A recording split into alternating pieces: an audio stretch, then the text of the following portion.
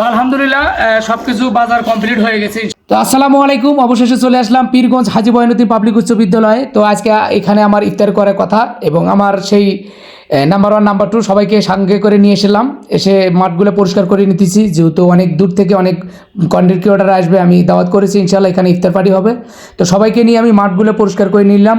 তো আস্তে আস্তে কাজ করতেছি আমরা। একখানে আমরা ময়লাগুলো ফেলাইলাম এবং সেখানে একটু আগুন ধরে দিলাম। তারপর মাঠটা অনেক সুন্দর দেখা যাচ্ছে, এখন ভালোই পরিষ্কার দেখা যাচ্ছে।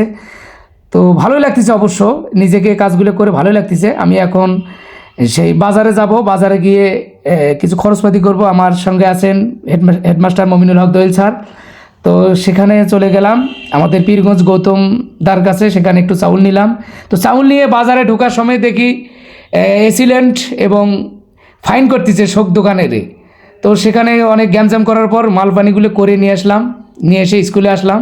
তো স্কুলে এসে আমার বাচ্চাদেরকে এবং নাম্বার 1 নাম্বার 2কে মালগুলো দিলাম, রিক্সাকে ভ্যান ভাড়া দিয়ে দিলাম।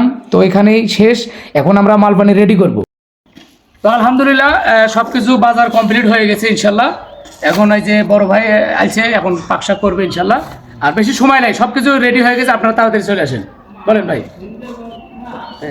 হ্যাঁ, আরে আপনি একটু বলেন। রেডি হয়ে গেছে, তাড়াতাড়ি একটু চলে তাড়াতাড়ি চলে আসবেন সবাই ইনশাল্লাহ। সবকিছু রেডি, এখন আমরা কমপ্লিট। ভাই কিন্তু অনেক সুন্দর করে পাক করতে পারে, একেবারে মাথায় নষ্ট রে মা। ঠিক আছে, ধন্যবাদ।